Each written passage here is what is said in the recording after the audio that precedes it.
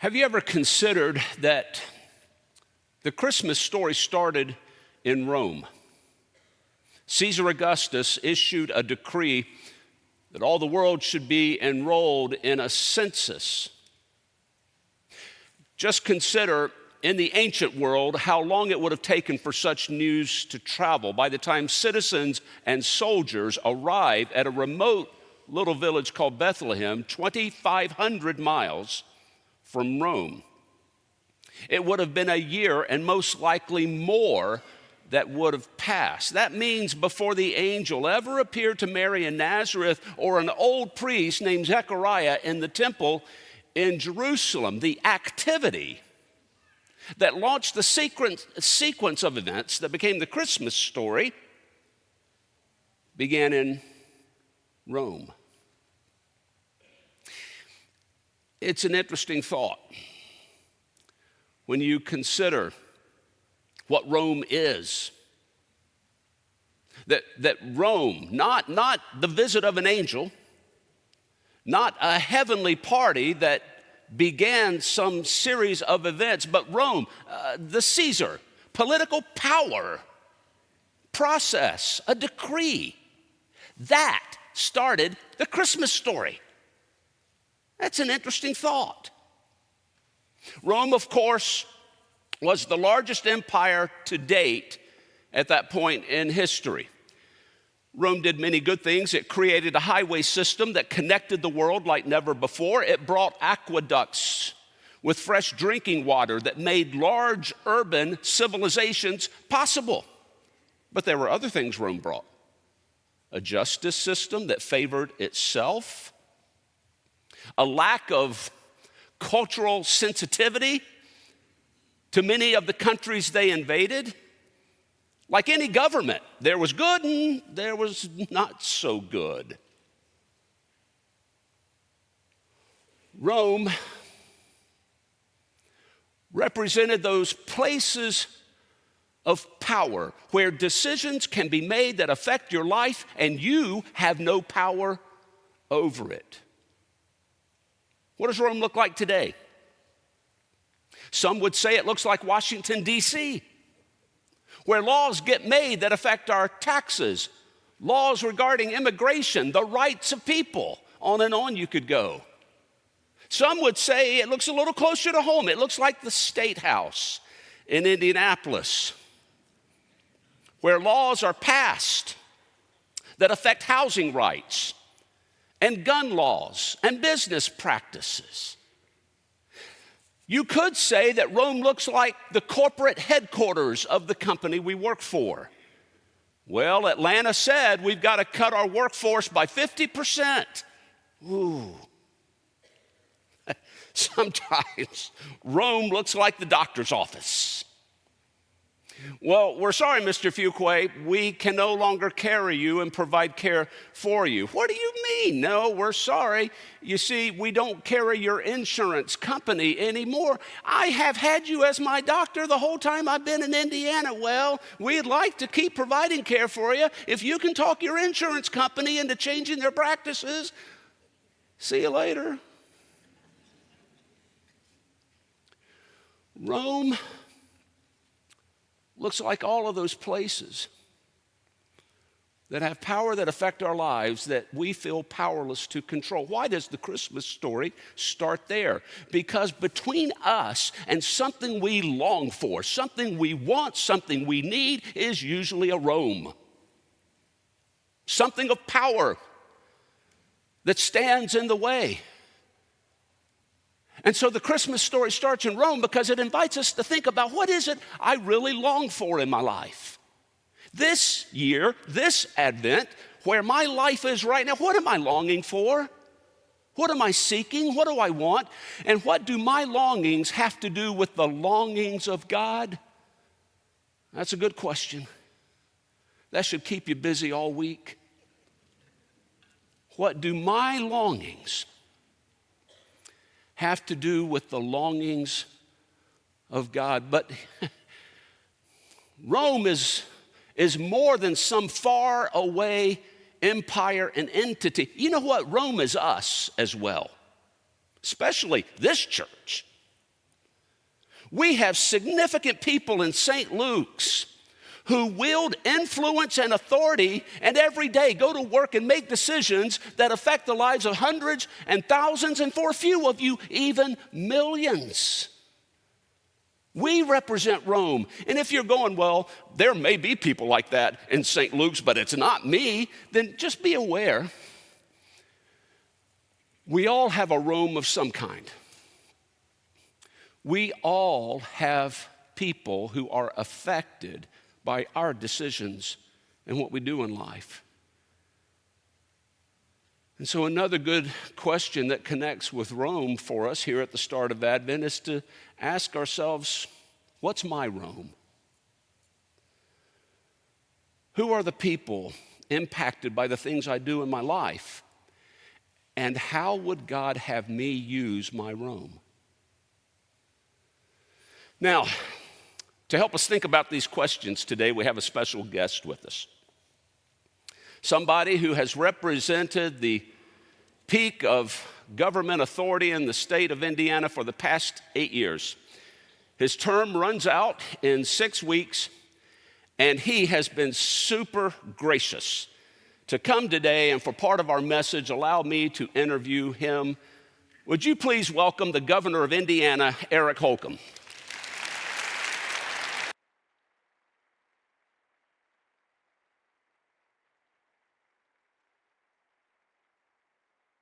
Good morning. Man, thank you. Absolutely. Well, along with welcoming Governor Holcomb, I want to welcome his wife, Janet, who is with us also.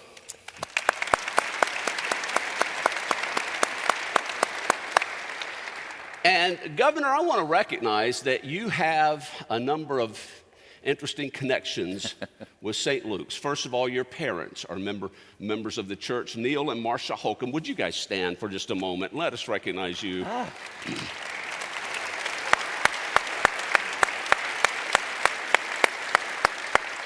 You didn't think Mom and Dad were going to stay home on you today, did you?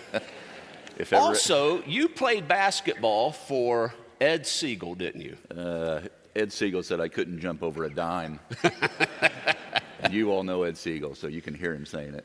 Ed Siegel passed away from the coronavirus back in 2020, was the coach at Pike, right? Yes. Where you were legendary. One of his players and students there. Also, I just found this out from Mary Ann McGriff, that this summer in Normandy at the 80th ceremonies, you made a special effort to get to Utah Beach to greet Carver McGriff. I believe we have a picture of that. Aww. You were there when Carver spoke at those ceremonies, and I did not realize you were there until she shared that picture with me. And then one more. See if this takes you down memory lane from something you and I did a few years ago. Let's run that. He sees you when you're sleeping. He knows when you're awake. He knows when you've been bad or good. So you better be good for goodness sake. You better be good for goodness sake. Nice job.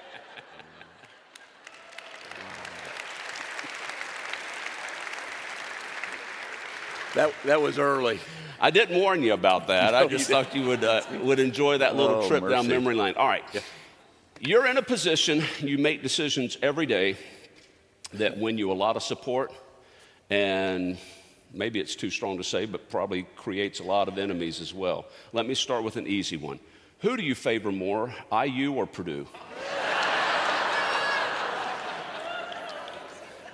I root for one and pray for the other. Oh. Do you ever think of politics as a possible career for yourself? All right. You're just about to complete 8 years as governor. What have you loved about being governor of Indiana? Oh, it's a long list. But I think at the core of it all, from really day one, was the ability, if you're motivated by this, and I am, is the ability to be a force for good on a scale comparable to other examples or vocations in life, but certainly when you have about almost 30,000 people out trying to do good, out trying to strengthen individuals, help families, that's the way you make stronger communities. And so to be a part of that every day, reaching into all 92 counties, and then to see good come from it, it's salary enough. What's been the hardest thing about being governor? Most would, if you could answer that for me, most people tell me living through a global pandemic or trying to do the best we could with the information that we had, real time, steering, balancing lives and livelihoods, infringing on people's ways of life. I took that very seriously, and there was some days where you thought, when will this end? But that's really not, there's silver linings in everything, I believe, and we became, as a state administration, even closer. We were always a tight cabinet, but we became almost family.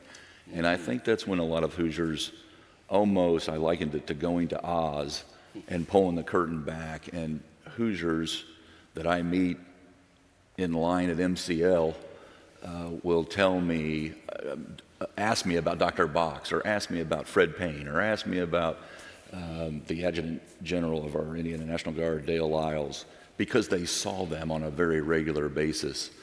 But that, there was good that came out of a very difficult situation. I think the hardest for me personally, and I'm not crying about this, but the hardest, certainly speaking at funerals, was something that I didn't anticipate it happening as often as it has. And when you talk about losing Libby and Abby up in Delphi, or you talk about someone who's in the military coming home in a way otherwise imagined, or a law enforcement official taken from us prematurely in the line of duty, understanding the pain, even that the families are going through, right, knowing that they're in heaven, but still the loss. Those are very difficult personal situations. And then on a very practical level, just not taking the bait. When the introduction, I was fearful that you were going to say, there are good politicians and bad politicians. Welcome, Governor Holcomb. And just understanding this world in which we do live in, there are folks who are motivated by things other than, I think, being productive. And so whether it's someone of a different partisan stripe, or a gotcha reporter that could be in Sydney, or Rome, or Indiana, or Rome, Italy, you have to, one, have the skin of a rhinoceros, and two, you have to make sure you understand what is motivating the incoming, because you are, just by virtue of holding an elective office, you're a target-rich environment. I want to dig into that a little bit, but I want to say, I know you get pulled into lots of controversial decisions, and maybe you even initiate decisions that can be very controversial, but I believe your leadership during COVID was a voice of reason. You were level-headed, and I feel you acted in the best interest of the health of all Hoosiers, and I want to say thank you for that. You provided wonderful leadership to us.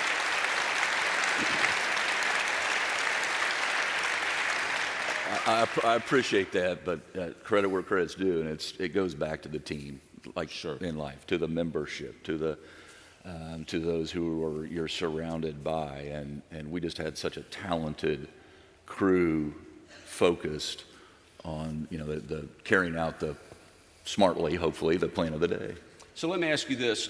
Some people might think, they might say a perception of your office makes you in a position of power that when it comes to some big issue in Indiana, you can do whatever you want.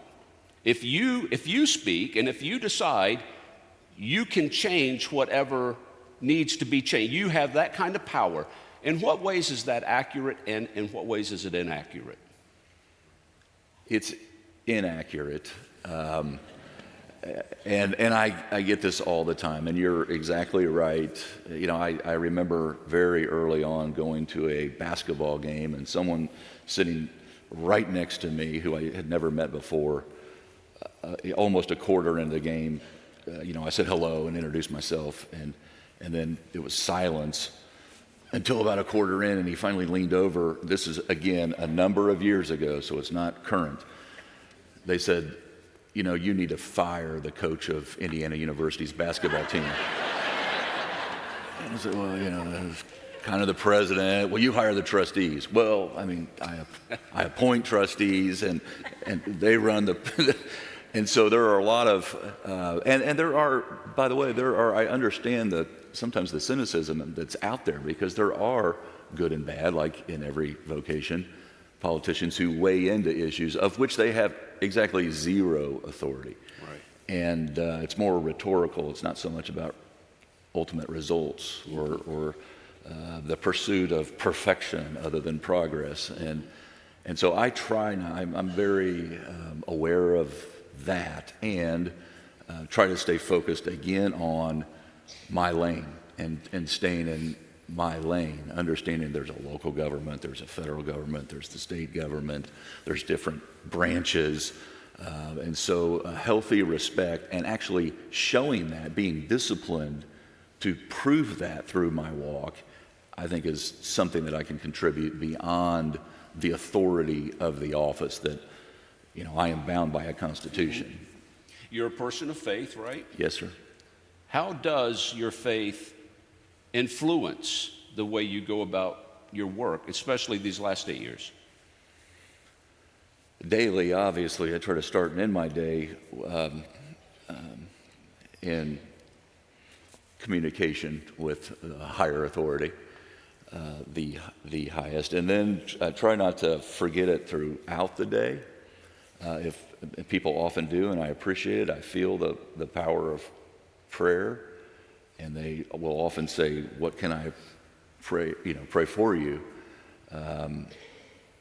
And I always say, for me to carry out His will, not my own, and through those different temptations throughout the day, and not to lose sight of that. I also have a healthy dose of fear of the Lord, and which is obviously compelling to force you to run to Him, not away from Him, throughout the day. And so making sure I'm keeping in context the bigger picture is very influential, no matter how small or big the issue of the day is, in the valleys and at the peaks, by the way. Mm-hmm. I want to tell a quick story to set up my next question. When I was in seminary, I took a class on the Sermon on the Mount, some of the really hard teachings of Jesus. And one day I came to classroom, and I knew something was up because there were these guys standing around the door with earplug. I mean, they're like listening devices in their ears. And I thought, what is going on? Well, a few minutes later, Jimmy Carter came in. He had just left office about a year and a half before, and he was our guest lecturer that day. And he talked about how he spent his whole life seeking to live by the values of the Sermon on the Mount, but he realized as President of the United States, he could not be fully Christian. And we all kind of did that. We went, what?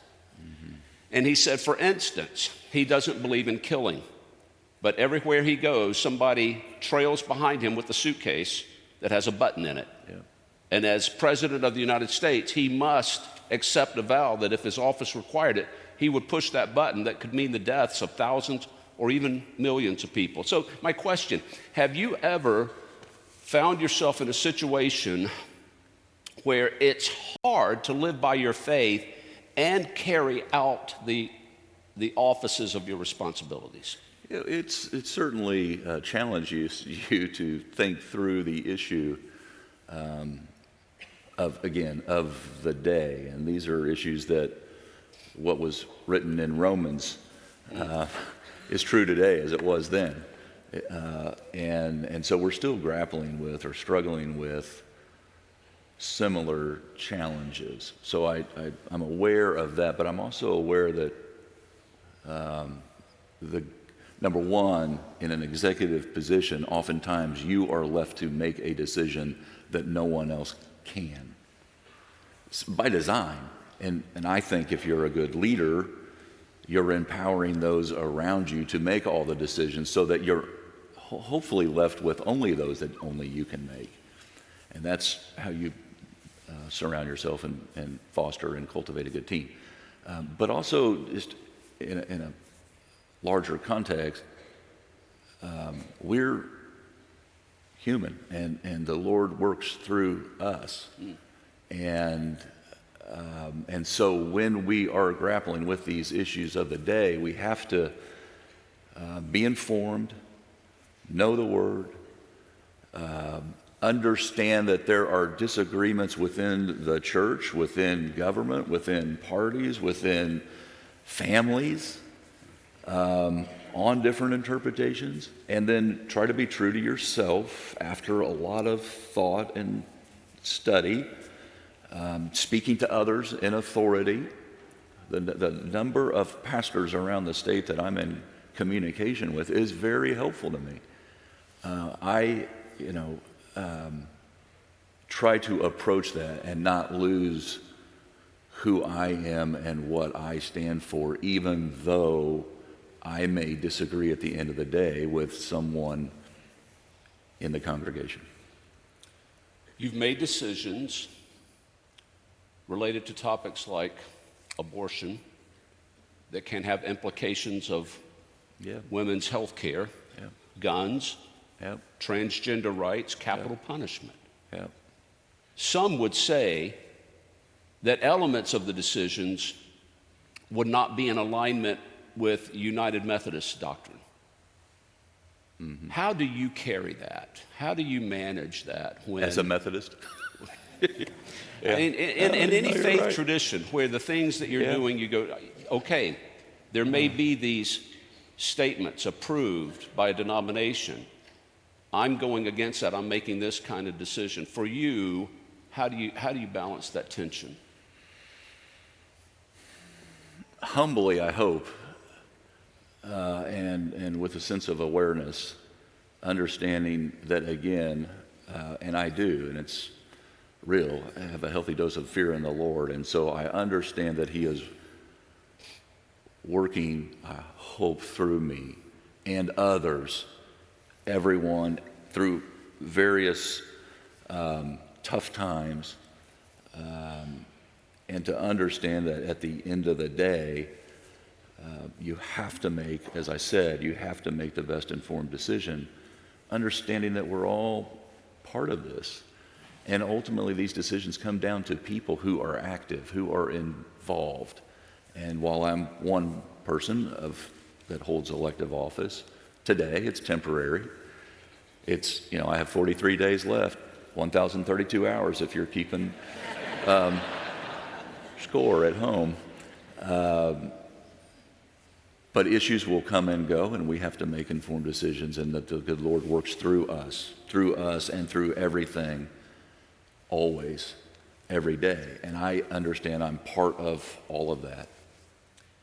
Do you feel that I feel like I know the answer you might give to this, but that we've lost the ability to disagree on topics without going to the extreme of the reason you decide this is, and then going sort of like to the darkest place and lose the humanity of the people we're talking to? How have you experienced that as governor? Well, I absolutely agree with that. And one big reason why I hope that our administration, not just me, reflects that there is a better way, and with that comes some pressure to act accordingly, meaning to be an example of not being abrasive, not being caustic, not being toxic, not being trying to tear down, but trying to build up, having the skin of a rhinoceros, as I said, to carry on with a plan and to be focused on that plan, not be diverted, not take the bait.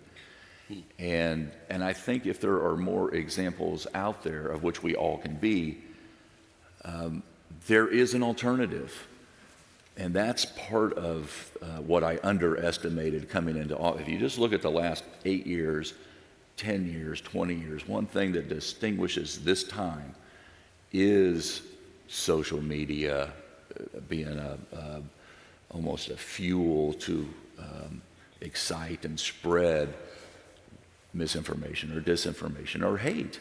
And so therefore it calls for an equal or greater force alternative to be the light. And that's where we all come in.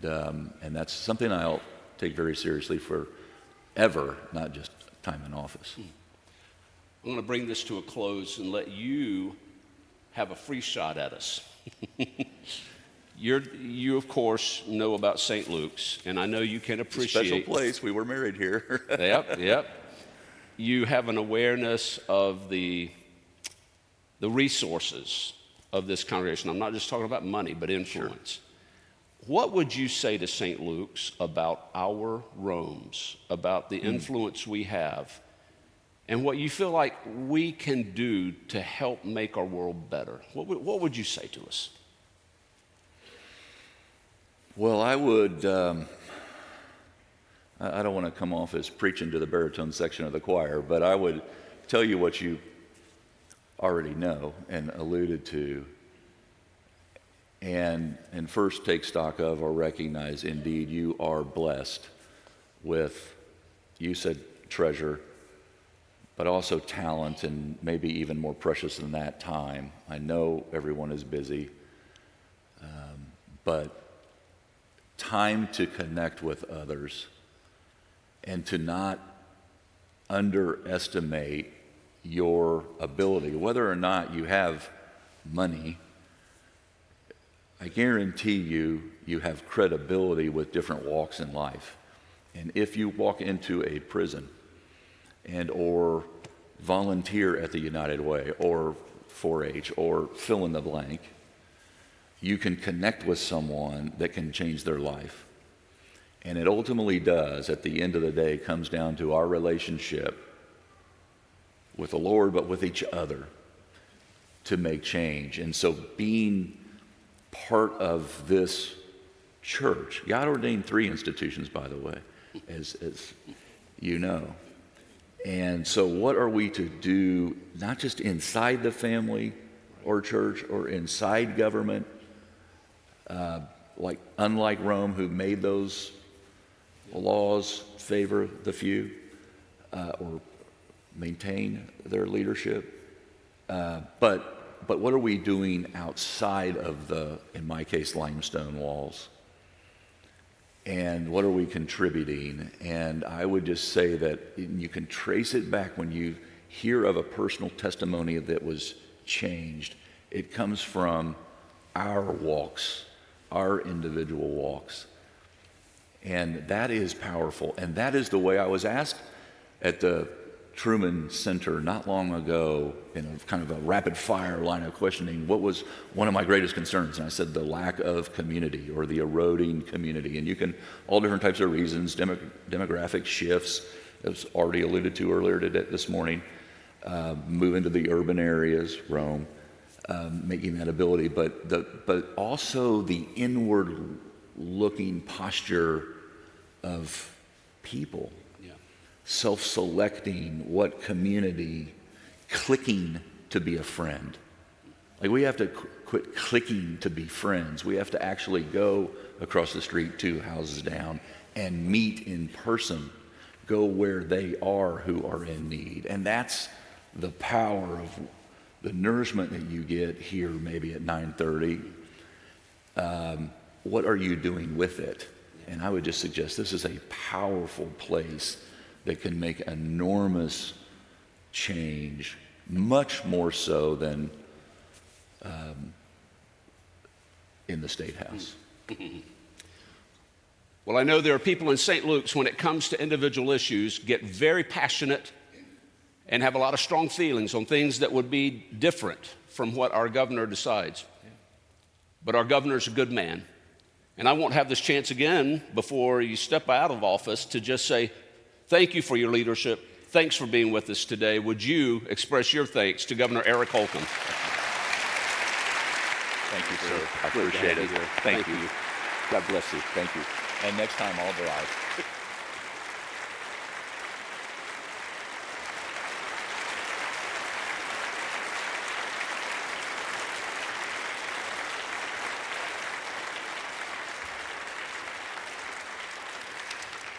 I know this would be a perfect time to go right into the closing hymn, but I can't resist a chance to share a couple more things.